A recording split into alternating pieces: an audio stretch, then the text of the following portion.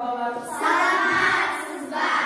Koluz kasıp verimiz, şuurlukta sizeyim. Şu an şaşkan kıldı bu, gülümseyip jüreyim. Жарайсыздар балалар.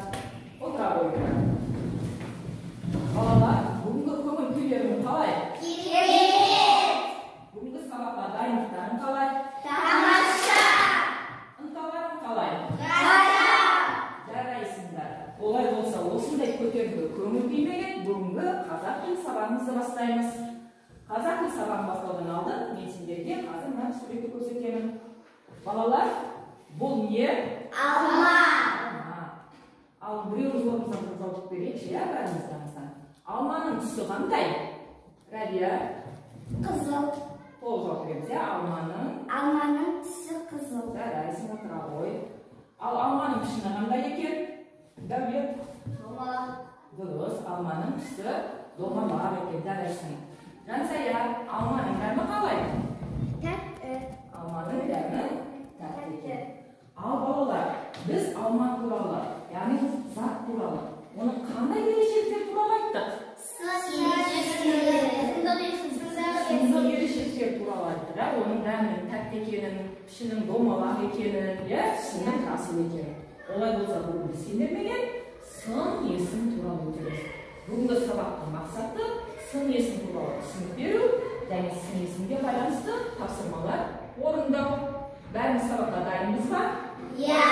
Олай болса, балалар, мен қазір сендерге бір жұмбақ жасырамын. Сырты қатты жап-жасыл, іші тәтті қып-қызыл. Бұл не? Қалай ойлайсыңдар, Ерасыл? Бұл қарбыз. Бұл қарбыз. Жарайсың, отыралы. Сен бұның қарбыз екенін сендер қайдан білдіңдер? Оның несіне қарап білдіңдер? Айта ғой. Сындық есімге қарап білді. Сындық? Ерекшелігіне қарай. Жарайсың, тұрады. Олай болса, балалар, біз жаңа алманың дәмінің тәтті екенін, түсінің қызыл екенін, домалақ екенін, қарбыздың қызыл екенін, сындық ерекшеліктерін айтты. Олай болса, сын есім туралы қандай ереже шығаруға болады екен? Кім айтады, сын есім дегеніміз не екен? Қазына?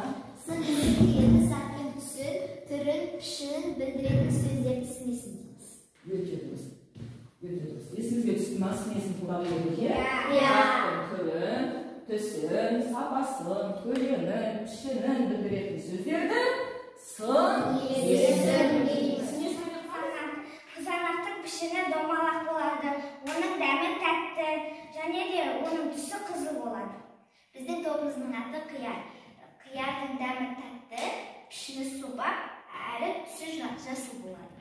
Жарайсыңдар, отыра қойыңдар, өздерің топтардың басына апарып қоя қойыңдар. Өте жақсы, керемет. Демек, өздеріңіздің тобыңызды белгілеп алдық. Қызанақ және қияр тобы екен. Жарайсыңдар, балалар. Ал балалар, қазір мен сендерге мына бір тапсырманы беремін. Осы берілген тапсырмада сендер берілген сын есімдерге сай келетін заттарды тауып жазасыңдар.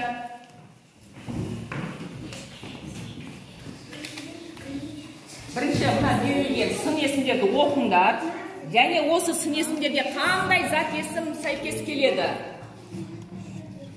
Берілген сын есімдерді оқимыз.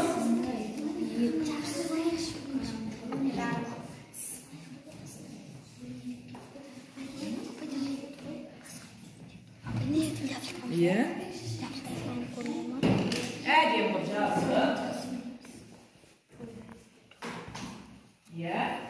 Киіп, қараңғы.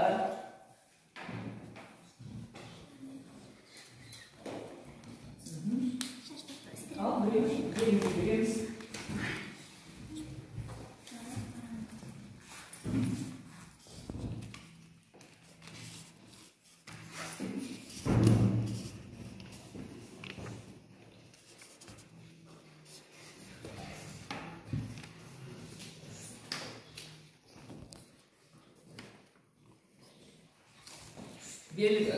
Оған тобымыз белгі береміз.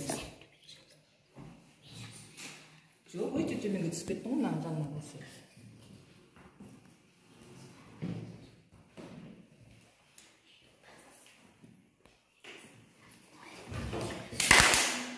Жарайсың, отырып тыңда, қасына қойып. Бірінші қияр тобы дейді. Жарайсыңдар. Ал бірінші қияр тобы сендерде қандай зат есімге тиісті смесіндер берілген екен. Қан біреуміз орнымыздан тұрып айтамыз. Рәбия, қолымызға ұстаймыз. Бізде шаш шықты. Шаш, я? Аны оқимыз. Шаш қандай екен? Шаш ұзын, бірақ қысқа қалың. Я, демек, бізге тиісті зат есім ол шаш екен, я? Шаш ұзын, бұйра, қалың, немесе қысқа болуы мүмкін екен. Жарайсыңдар, отыра ғой.